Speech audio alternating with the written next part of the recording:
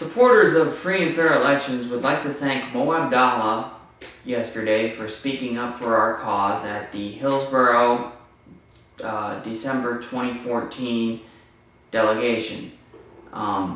We encourage people in other areas to do a web search for their delegation and attended also. Mo was one of a group of 5, and we would like to build upon this until we can fill up these rooms with supporters of getting money out of politics. The killed people also had marijuana in their system. So what can be done about this? The law enforcement is already out there in force. We have Hillsborough County Sheriff's Office, Tampa Police. Everyone is out looking for these drunk drivers. In the last 24 hours, there have been 3. Thank you very much. Constance Rose. Constance here. Dr. Atwater. They'll come back, I'm sure.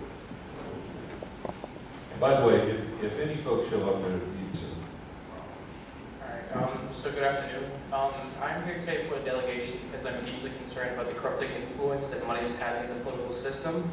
According to a USA Gallup poll back in 2012, 87% of Americans are deeply troubled over the influence that money has in the political system.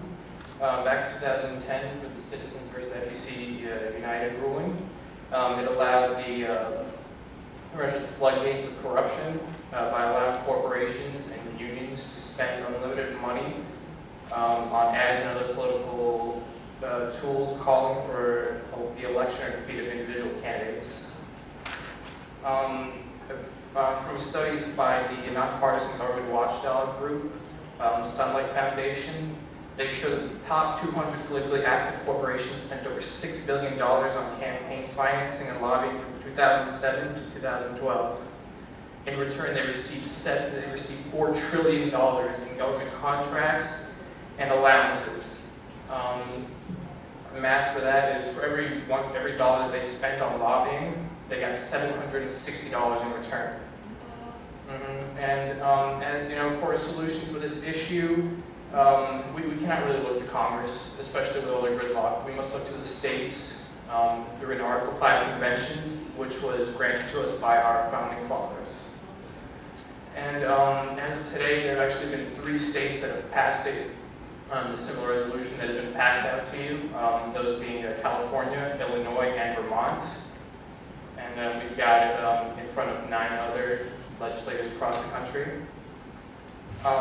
So I'm here to ask you pretty much to sponsor, co-sponsor, or voice your support for this resolution. This issue cuts through all biases, all party affiliations, all perceptions. And you know, I believe that every citizen in this country should be able to dream the dream of representing the people of this country, not just those who can afford it. The people from Wall Street to Main Street should be able to represent the people. And to conclude, I think we have a few questions to ask yourselves. Will you seize this moment to pass this resolution to restore free and fair elections? And if not, why? If you are not willing to do it, then who is willing to do it? And also, what kind of government do you want to leave for the future generations of Americans? Thank you.